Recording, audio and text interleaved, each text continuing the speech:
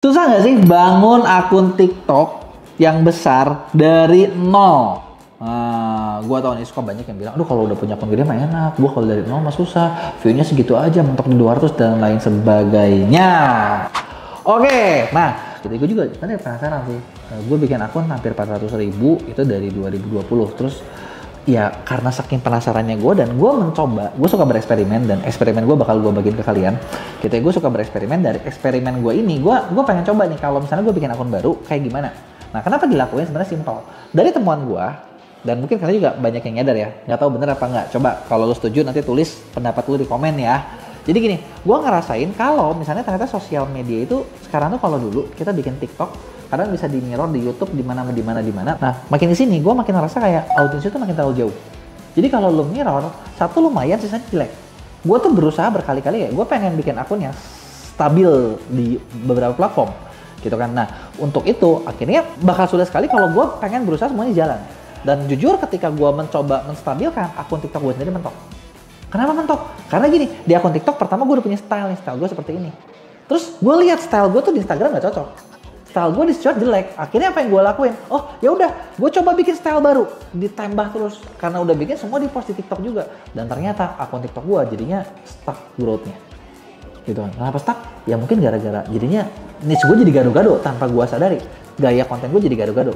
Nah, karena itu gue mencoba nih, gue lagi mencoba eksperimen. Gue bereksperimen, oke, gue pengen nyoba nih untuk membangun si TikTok gue kemarin lagi oke, YouTube oke juga, gitu kan. Nah di IG, nah gue pengen coba style baru gitu kan. Nah style baru ini gue penasaran, kalau gue bikin style buat di IG, terus kan sayang juga ya itu kontennya. Nah gue uji coba sambil gue bikin akun baru, jadi gue bereksperimen seperti ini, gitu ya. Nah alasannya adalah karena gue pengen coba gitu kan, kalau misalnya ini bisa satu, bisa atau enggak. Kedua, yang bisa efektif juga. Jadi ini adalah konten perjalanan gua membangun akun baru. Jadi kita cerita hasilnya gimana, jeleknya gimana.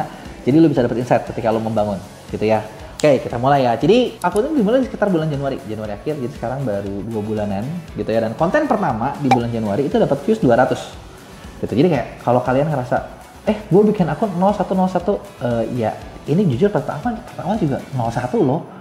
Setelah beberapa hari naik gitu kan, sekarang 200. Jadi ini mungkin kayak TikTok tuh buat nguji, dia buat mencari ke audiensnya tuh kayak gimana.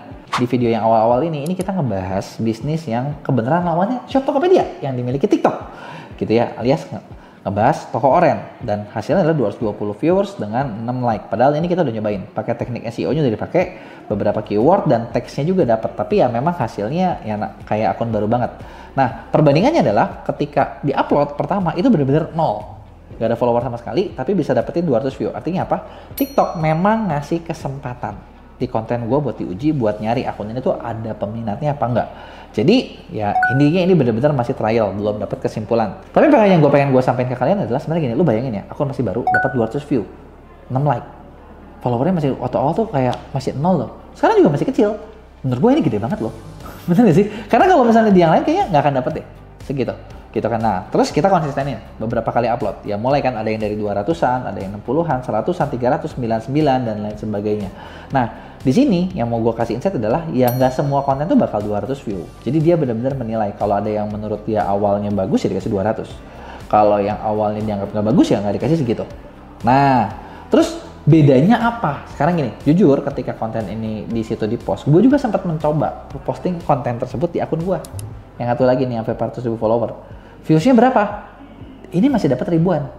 Jadi kalau misalnya ditanya apakah TikTok mengadaptasi sedikit, ya mungkin ada ya. Tapi kalau lu lihat gini sekarang bayangin, 0, 200, 300, 400.000, hampir 400.000, 300 sekian, dapat 1.000. Sebenarnya ini berarti yang nonton adalah viewers rutin. Bener nggak? Loh, kalau buat gue lebih sukses yang 0 ngasilin 200 karena dia 0 gitu loh. Kalau dia di grow terus kan bisa jadi lebih bagus, bener nggak? Nah, terus gimana nih hasilnya ketika dia memasuki udah 1 bulan kedua, di atas 30 hari ya. Nah, viewersnya udah meningkat. Memang sih ada di beberapa yang di bawah 100 atau template 200-an gitu kan. Ada juga yang 300-an. Nah, kemudian ada juga yang tembus 500-an. Nah, buat gua di sini ini keberhasilan loh buat akun kecil. Karena kenapa? Udah lolos. Dari awal kan mungkin kayak 10, 100, 200, artinya bisa sampai 500-an. Nah, di sini gue bisa ngelihat juga kayak si TikTok ini kayaknya, oh dia udah mulai dapat nih, udah mulai ngeh nih konten-konten gue disebarinnya kemana. gitu kan, dan beberapa hari setelah itu juga kontennya masih tembus konsisten di 300-an gitu kan, dengan rata-rata like-nya udah puluhan gitu kan, udah mulai ada, bahkan beberapa ada yang konten tembus sampai ke 800 gitu kan. Bisa dibilang prestasi bagus dong buat akun kecil kan. Nggak mungkin juga akun kecil langsung 100.000 ya. Bisa sih kalau lu bikin kontroversi, kalau lu bikin ribut-ribut sama orang gitu kan. Tapi kalau misalnya lu bikin kontennya, ya maksud gua bukan nyari ribut, bukan pansos, bukan nyari sensasi, ya kan nggak segitu kan, bener nggak? Nah, kemudian di sini karena gue kemarin diajak sama TikTok jadi official Edu affiliate partner, gue juga kenal dong dengan beberapa, diajak sama konten kreator lain. Nah, di sini gue sempat collab sama Kodenis, dimana kalau lo tahu dia tuh adalah satu konten kreator yang sebenarnya kontennya tuh sering ngomel-ngomel, sering marah-marah, tapi dia dari marah-marah itu gue nggak ngerti gimana caranya, kayak cuma dia yang bisa gitu kan, itu jadi duit gitu loh, orang tuh beli gitu kan. Nah, sempat collab, tapi collab tuh bukan collab gimana, kita memang interview aja, kebetulan ada Kodenisnya kan. Dan setelah itu kontennya ngasilin 600-an view, dimana ini juga perkembangan. Dan setelah itu ada lagi konten yang sampai 1.700-an view-nya gitu kan. Nah, setelah 1.700 apakah semuanya bakal stabil seperti itu? Enggak juga, karena ternyata setelahnya ada juga kontennya yang balik di angka 100-an. Dan ini yang ngomong kalau yang perjalanan konten kreator tuh nggak selamanya mulus. Jadi kalau kayak kalian pengen jadi konten kreator, terus kalian pengen hidup sebagai konten kreator tanpa punya backup income, waduh, itu berat guys. Dapat 1 juta view aja kan kita nggak dapat duit, cuman view doang, gitu kan, bener nggak? Nah, terus di 2 konten berikutnya di sini gue berhasil dapat 500-an dan 100 view-an. Ya kurang lebih seperti itu sih, sebuah jurnal perjalanan yang dibangun dari nol, gitu kan. Udah bisa dapetin ribuan views, total follower sekarang masih 27. Gitu ya. Dan sekarang total like di 800-an. Nah, artinya apa? Sebenarnya bisa dibilang perkembangan akun ini bisa dibilang cukup jalan, gitu kan. Dan apakah dengan misalnya gue punya akun yang gede terus gue mulai akun yang baru, apakah itu bakal langsung loncat? Ya enggak juga. Nah, kebenaran memang gue sendiri tidak mengendorse, kebayang nggak? Gue tidak mengendorse akun kecil ini di akun gede.